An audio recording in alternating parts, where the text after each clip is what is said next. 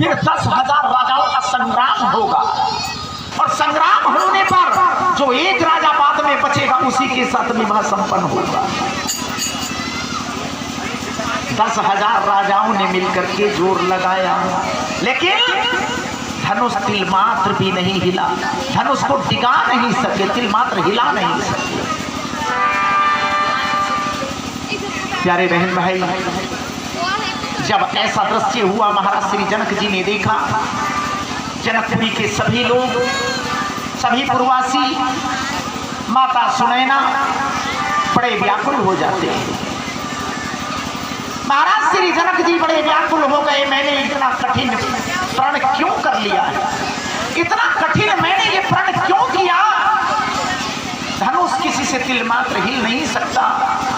मुझे तो ऐसा लगता है कि पृथ्वी पर अब कोई वीर बाकी नहीं है, पृथ्वी वीरों से खाली हो गई। जब ऐसा कहा, श्री जानकी जी को ज्ञात हुआ धनुष को कोई तिल मात्र हिला नहीं सका।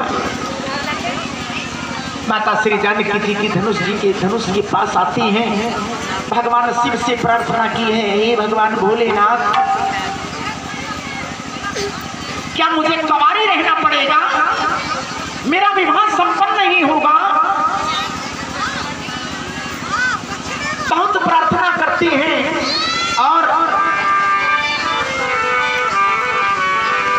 धनुष से प्रार्थना करने लगी। माता श्री जानकी जी कहती हैं कि धनुष मेरा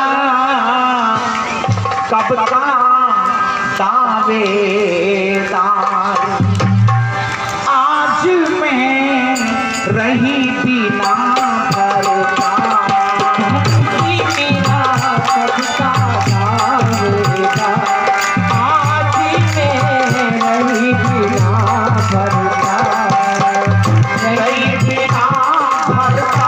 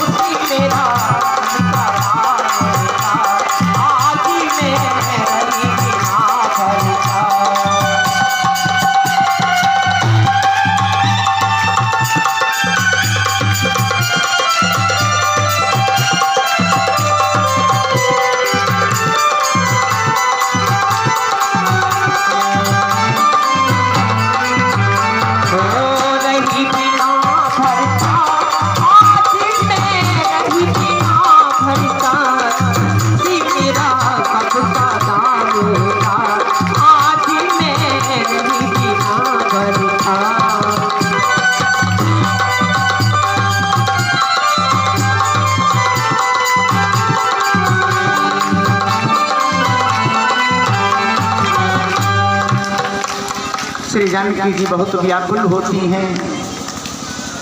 माता सुनैना बहुत व्याकुल हो जाती हैं।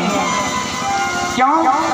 अगर किसी ने बेटी के विवाह के लिए कोई प्रतिज्ञा की है और अगर वो प्रतिज्ञा पूर्ण नहीं होती, बेटी कुंवारी रह जाती है, तो बताइए कौन माता पिता ऐसा होगा जिसे कष्ट नहीं होगा?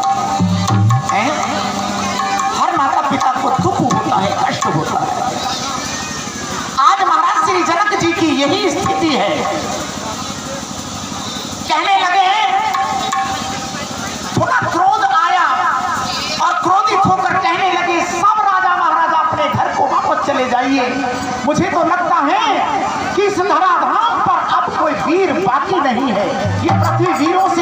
हो चुकी। जब ऐसा कहा, लक्ष्मण जी अपने स्थान से उठ करके खड़े हुए और क्रोधित होकर के कहने लगे, महाराज जनक, जो प्रश्न आपने इस सभा के मध्य में किया है, ये आपको शोभा नहीं देता। जो बात आपने सभा के मध्य में कही, ये आपको शोभा नहीं देती। क्यों? महाराज, पृथ्वी वीरों से खाली नहीं है, पृथ्वी पर अभी बाकी वीर हैं। लक्ष्मण जी ने बहुत क्रोध किया, कहने लगे, यदि भगवान श्री राम की आज्ञा हो तो ये धनुष क्या है, इस सारी पृथ्वी को एक उंगली पर उठा लूं, सारी पृथ्वी को उंगली पर धारण करके सैकड़ों कोस तक लेकर के दौड़ जाऊंगा। महाराज, इस धनुष की क्या विशेषता है? पुराना धनुष है, न जाने कितने वर्षों का घिसा पिटा है। इस धनुष को तो अगर मैं चाहूं तो मूली गाजर की तरह के चुटकी में तोड़ दूंगा। लक्ष्मण जी को क्रोध आ गया, अपमान का शब्द बर्दाश्त नहीं हो सकता। श्री राम खड़े होते हैं, तुम्हें बोलने की आज्ञा किसने दी है? तुम्हें बोलने की आज्ञा किसने दी? भैया, जनक जी महाराज ने कायर उनको कहा है जिन्होंने धनुष पर जोर लगाया है, हमने धनुष पर जोर नहीं लगाया। जिन्होंने जोर लगाया उन्हीं को तो कायर कहा है, हमें कायर नहीं कहा जनक जी ने। फिर लक्ष्मण एक बात और है, बताते हैं महाराज। श्री राम जी समझाने लगे लक्ष्मण को, भैया लक्ष्मण, कि लड़ना अच्छा नहीं है भाई, तुक लक्ष्मण करो समान, लड़ना अच्छा नहीं भाई, तुक लक्ष्मण करो समान, अच्छा नहीं भाई, तुक लक्ष्मण करो।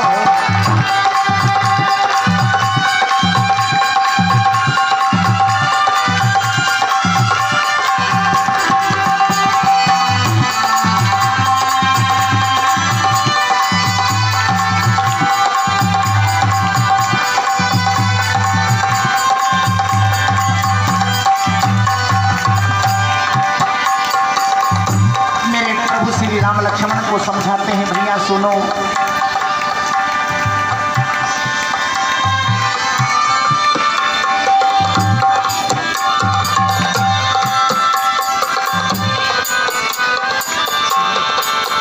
भैया कायर उन्हें बताया, धनुष पर चिल्ला किसने चढ़ाया।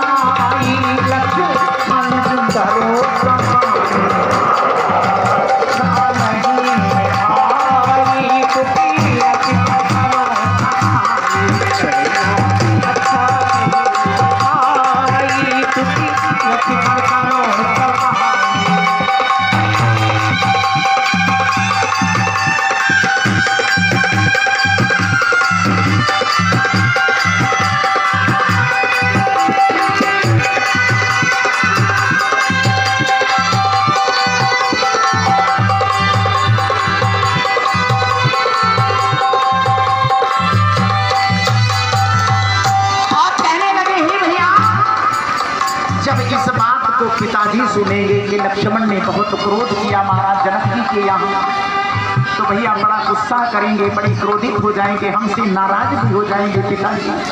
कहने लगे,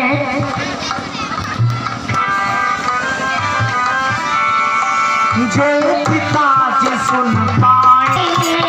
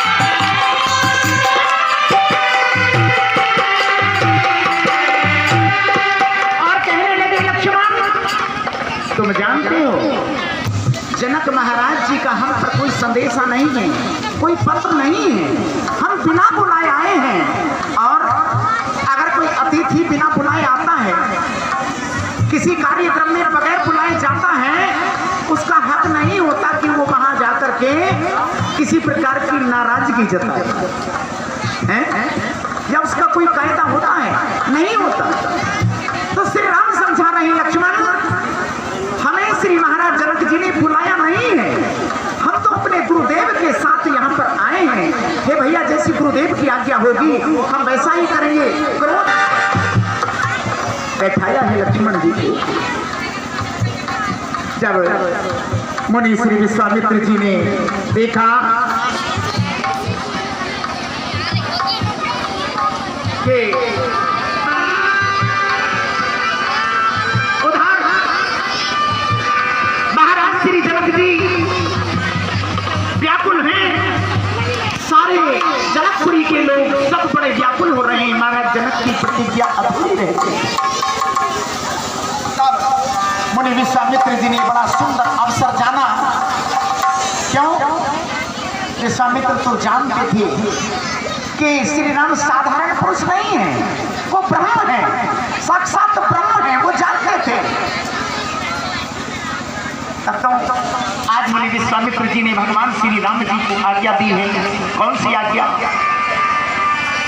के विश्वामित्र समय शुभ जानी,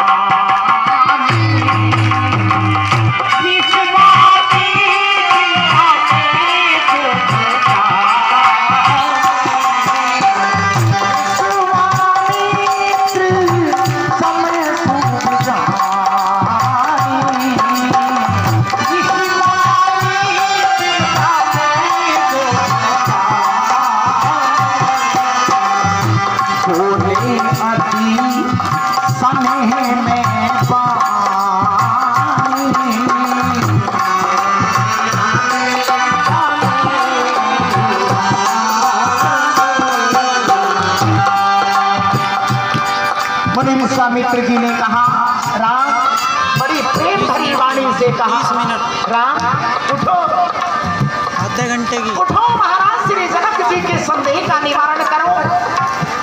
कैसे? उठो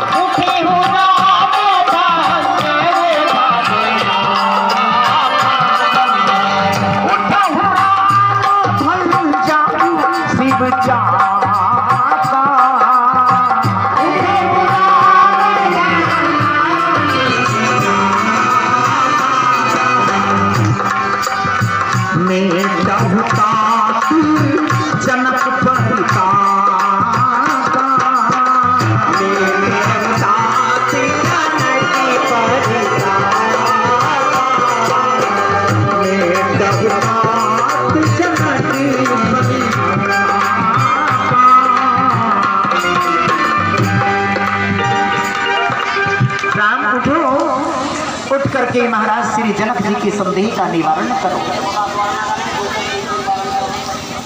श्री राम उठे हैं, गुरु महाराज की आज्ञा मान करके अपने सिंहासन से उठ करके खड़े हुए और धनुष की ओर जैसे ही गुरु महाराज के चरणों में सर नवाया, धनुष की ओर टकटकी लगाई भगवान ने और सभी मिथिलावासी भगवान श्री राम की ओर टकटकी लगा करके देख रहे हैं। महारानी सुनैना आई, आकर के कहने लगी, मंत्रियों को बुलाया, हे मंत्री, अब तक बहुत हंसी हो चुकी है, बहुत उपहास हो चुका है, इस समय महाराज को कोई क्यों नहीं समझाता?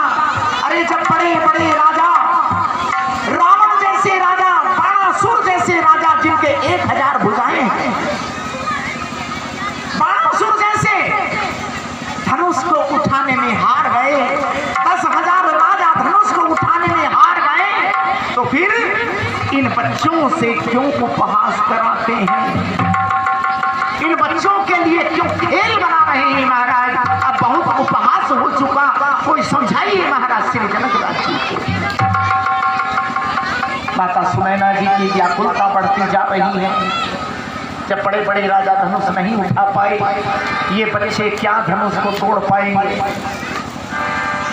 व्याकुलता बढ़ती जा रही है, मन में संदेह है। सखियों ने कहा माता घबराइए नहीं, घबराइए नहीं, श्री राम छोटे हैं, बाल्यावस्था है, लेकिन हे माता उनके बल की, उनका बल अथाह है, उनकी कोई ठाह नहीं। बड़े बड़े राक्षसों का वध किया है, मुनि विश्वामित्र जी के यज्ञ को संपन्न कराया है। जिन राक्षसों पर किसी ने विजय नहीं पाई, उन राक्षसों का वध श्री राम जी ने किया है। माता निसंदेह रही, सिर तोड़ डाले। इस प्रकार से सखियों ने समझाया। तब भगवान श्री राम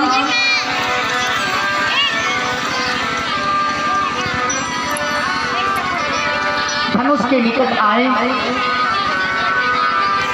धनुष संदूक टकटकी लगा करके देखा और कि चाप समीप,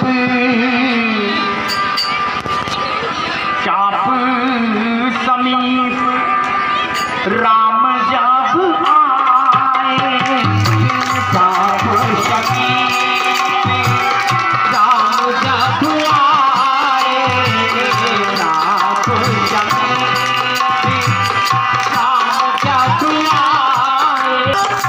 राम जब आए, राम जब आए, चाप समीप राम जब आए, चाप समीप राम जब आए, चाप समीप राम नर नारी सब सुब्रत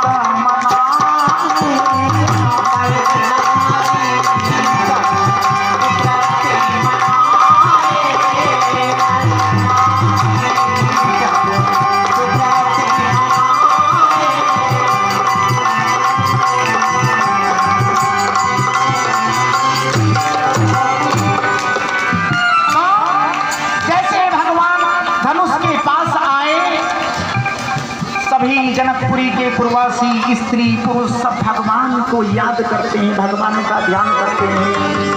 हे मेरे प्रभु श्री राम जी को इतना बल प्रदान करिएगा, धनुष को इतना सरल कर दीजिएगा जो भगवान श्री राम धनुष का खंडन कर सके। सब भगवान को याद करती हैं। हेलो भैया सुशील ठाकुर जी, जाओ।